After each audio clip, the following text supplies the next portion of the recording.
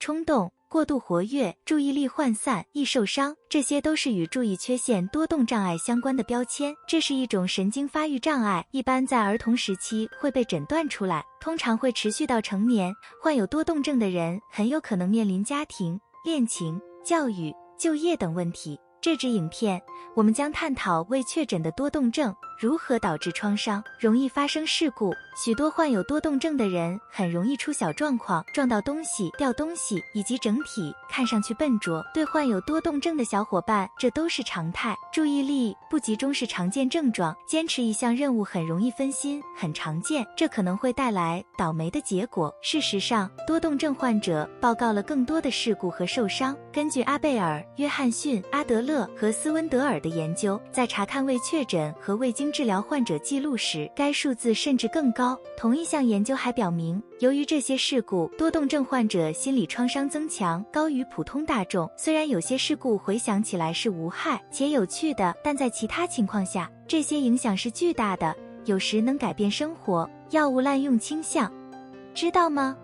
高达30%的多动症儿童同时患有严重的情绪障碍，比如抑郁症。在许多情况下，特别是如果不治疗患有未确诊的多动症病人，倾向于使用物质作为应对机制，这与饮酒和酗酒高度相关。根据阿贝尔、约翰斯顿、阿德勒和斯温德尔进行的研究，未确诊的多动症患者更有可能被筛查出酗酒问题。患有多动症的孩子由于容易分心、健忘和冲动而经常面临教育挑战，他们还可能面临拒绝、欺凌和孤独。随着年龄的增长，这反过来又会发展成抑郁和焦虑。虽然成瘾本身可能是创伤性的，但成瘾的结果也是如此。伴随着成瘾而来的鲁莽冲动行为，可能会导致进一步的创伤性事件，有可能降低生活质量。多动症患者可能会在恋情中挣扎，也许有些人认为他们有毒，因为他们自己日子过得很艰难，很难回应别人，或者也许他们被情绪控制，和自己最亲近的人产生了问题。同样的研究人员记录了未确诊的多动症患者生活质量较低，其结果包括从他们的人生观到健康状况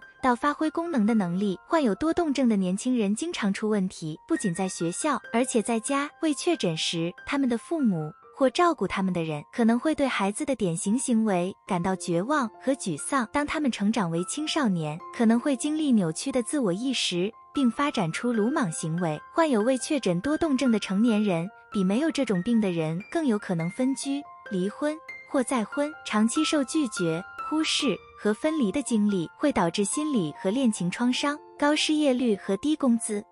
患上多动症在工作上可能很困难，冲动、专注和易分心会让患者很难得到并维持一份工作，这是很多未确诊的多动症患者的情况。他们与生俱来的遇险行为能力、健忘和组织能力差，会导致工作绩效低下。患有多动症的高中毕业生的收入比同龄人少17%。正因为如此，他们很可能会经历负面的长期心理健康影响，如焦虑、抑郁、生活满意度较低和财务创伤。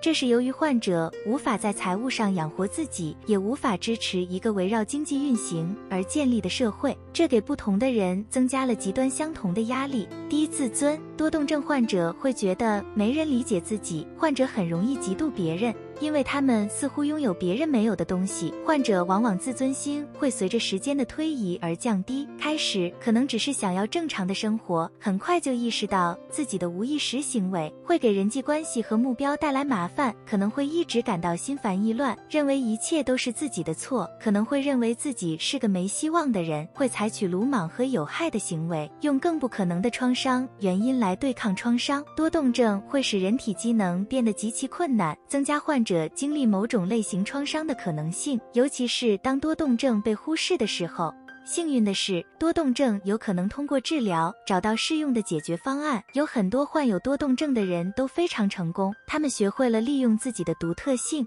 有些人声称多动症是他们的超能力，寻找资源和策略可以帮助减少这种情况的负面特征。相反，让自己专注于积极的方面，这样就可以比以往任何时候都成长得更好。如果您觉得这支影片有用，欢迎在评论区留言告诉我们。并分享给您认为可能从中受益的小伙伴。如果喜欢这支影片，记得点赞、订阅、开启小铃铛，以在第一时间获悉我们的影片更新。保重！